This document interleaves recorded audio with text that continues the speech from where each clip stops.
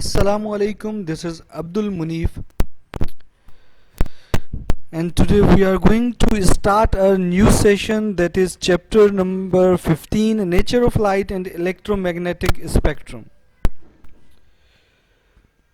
We will go through the three chapters that are related to light. One is Nature of Light, second one and third one will be discussed later. In this chapter we are going to discuss the five basic aspects. The first one surely is the introduction of light, that what the light is, how it behaves, how we deal with light, how can we define light. The second one will be the theories related to light. We are not going to discuss all the theories that are dealt in previous terms or the previous lessons, but mainly we are going to deal with three basic aspects or three basic theories of light, that is Newton's corpuscular theory, wave theory of light, and quantum theory of light, along with the dual nature. Then we will discuss about the dispersion and electromagnetic spectrum, that is also known as EM spectrum, and last the greenhouse effect. ये पांच topics होंगे जो इंशाल्लाह हम इस chapter में deal करेंगे. And today we are going to start with the introduction of light. What the light is. As we discussed earlier that sound is the type of energy, potential energy is the type of energy, kinetic energy is the type of energy, mechanical energy is the type of energy.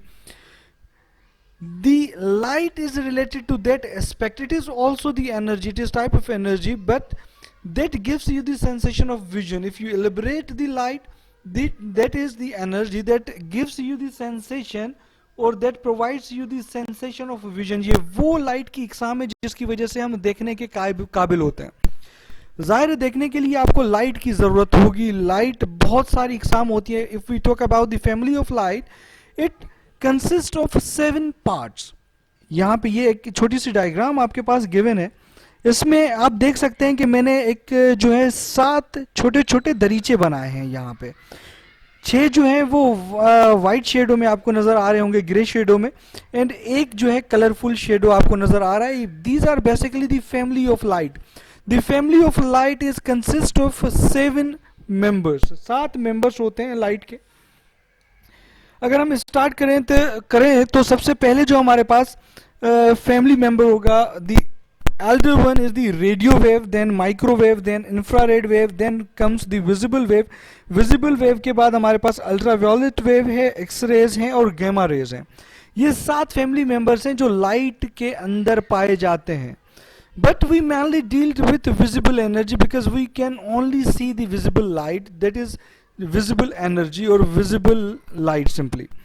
ये visible light ही होगी जिसको हम ज़्यादातर discuss कर रहे होंगे, क्योंकि यही वो लाइट है जो हमें नज़र आती है. बाकी की शुआएं, बाकी की रेडिएशन हमारी नज़र से ओझल होती है. नॉर्मल कंडीशन में नेकेड आई से हमें नज़र नहीं आती. If we go for the usages, तो रेडियो वेव, आपने बचपन में रेडियो का नाम सुना होगा, अभी भी आपके जो है पास मौजूद होगा शायद. तो radio basically uses the radio waves as the means of transmission के लिए उसमें रेडियो वेव्स का इस्तेमाल होता है. Then comes the microwaves. Microwave oven का नाम आपने सुना होगा. माइक्रोवेव ओवन जो है that uses the microwaves. Then infrared है हमारे पास. देन विजिबल लाइट, अल्ट्रावायोलेट है हमारे पास. विजिबल रेंज जो है हमारे पास 300 नैनोमीटर टू 750 नैनोमीटर तक हमारे पास विजिबल रेंज होती है. इसके बाद एक्सरेज है हमारे पास. एक्सरेज नॉर्मल स्क्रीनिंग के लिए इस्तेमाल होते हैं, सिक्योरिटी पर्पसेस के लिए इस्तेमाल होते हैं. गैमा रेज जो है वो आपके डिटेक्शंस के लिए ज़्यादातर इस्तेमाल की जाती हैं. अगर पाइप में कोई लीकेज वगैरह आ जाती हैं, जो अंडरग्राउंड पाइप्स आपके पास मौजूद हैं, तो उनकी लीकेज वगैरह देखने के लिए हम गैमा रेडिएशन को इस्तेमाल करते हैं. If we talk about the light basically perceives the 80% of the world that you can understand, you can see, that you can elaborate. ऐसे तमाम दुनिया की अगर बात की जाए तो 80% उसमें जो है हमारे पास लाइट काम आती है, यानी कि सेंस ऑफ विजन काम आता है, देखने से मुंसलिक होता है, और देखने के लिए आपको क्या चाहिए, लाइट चाहिए होती है. If we talk about the speed of a light is not comparable to anything.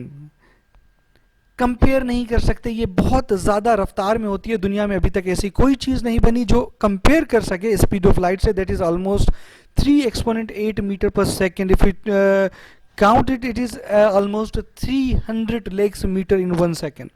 So the light travels the distance of 300 lakhs meter in 1 second.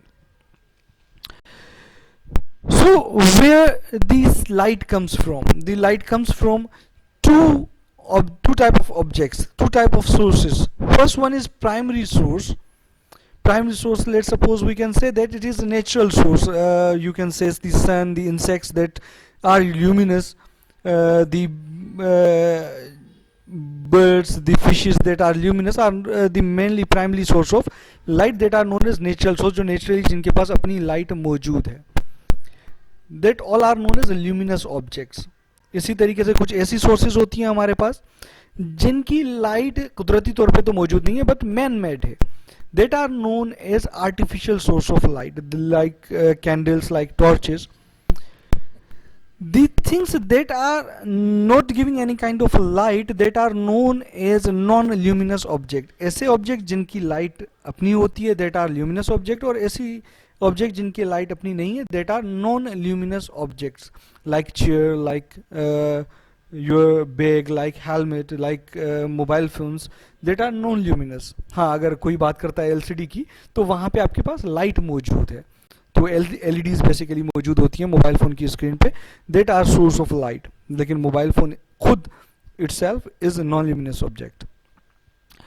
Same as like that, देखिए ये विजिबल रेंज हमारे पास जो मौजूद है that consist of 7 different colours. 7 colour है हमारे पास जिसको मैं VIBGYOR से रिप्रेजेंट करता हूँ. V means wallet, I means Indigo, B means blue, G means green, Y means yellow, O means orange and the last one is red. ये 7 colour का मजमू आपके पास है. विबग्योर हम जिसको नॉर्मली बोलते हैं, ये होते हैं that are visible range. इसके अलावा जो लाइट्स होती हैं इसकी लेफ्ट साइड पे बात करें या राइट साइड पे बात करें, that are beyond our vision. हम नॉर्मल कंडीशंस में उसको देख नहीं सकते. इसके अलावा अगर बात की जाए तो लाइट की जो ट्रेवल पाथ होता है, ये बेसिकली आपके पास छोटा सा एक लास्ट डायग्राम है जो ट्रेवलेंस दिखा रहा है कि किस तरीके से लाइट ट्रेवल करती है. It is also known as electromagnetic radiation because it consist of electric field as well as magnetic field. इस वजह से इसको इलेक्ट्रोमैग्नेटिक रेडिएशंस भी कहा जाता है. जो अपर पार्ट होता है वेव का that is known as crest, and जो लोअर पार्ट होता है that is known as trough. ये लोअर पार्ट ट्रफ कहलाएगा और ये अपर पार्ट जो वेव का होता है दैट इज क्रेस्ट. दो क्रेस्ट के दरमियान का डिस्टेंस या दो ट्रफ के दरमियान का जो डिस्टेंस होता है that is mainly known as wave length. The length of wave, ये एक वेव कहलाती है. यहां से लेकर यहां तक या यहां से लेकर यहां तक एक वेव कहलाएगी आपके पास. और एक वेव का जो डिस्टेंस होगा that is known as wave length. The distance from this mean position towards the higher level of the wave is known as amplitude. इसको amplitude कहते हैं हम लोग. And what the frequency is? Frequency किसको कहेंगे? The number of waves in unit time. एक unit time के अंदर, एक second के अंदर कितनी waves आपकी pass out होती हैं किसी भी जगह से, that is known as frequency of that waves. Simply there is the relation between wave and frequency. The higher the wave, the lower will be the frequency, or the higher the frequency, the lower will be the wavelength. अगर frequency ज़्यादा होगी तो wavelength कम होगी, अगर frequency कम होगी तो wavelength ज़्यादा होगी. That are indirectly proportional to each other. Indirectly proportional होते हैं एक दूसरे के. तो ये बेसिक कुछ assumptions थी लाइट के हवाले से जो आपके लिए जानना बहुत ज़रूरी थी. इंशाल्लाह नेक्स्ट लेक्चर में we will go through the theories of light. और दोबारा मैं आपको याद कराता चलूँ ताकि आप अगर पढ़ना चाहें तो ख़ुद भी पढ़ सकते हैं. उसके बाद समझने में ज़्यादा और मज़ा आता है. दैट इज़ कि 3 थ्योरीज के बारे में हम पढ़ेंगे, Newton corpuscular theory, wave theory of light and quantum theory. उम्मीद है लाइट की ये बेसिक्स आपको समझ में आ गई होगी. इंशाल्लाह फिर अगली वीडियो में आपसे मुलाकात होगी, डिस्कस करेंगे थ्योरीज ऑफ लाइट के हवाले से. तब तक के लिए अल्लाह हाफिज़.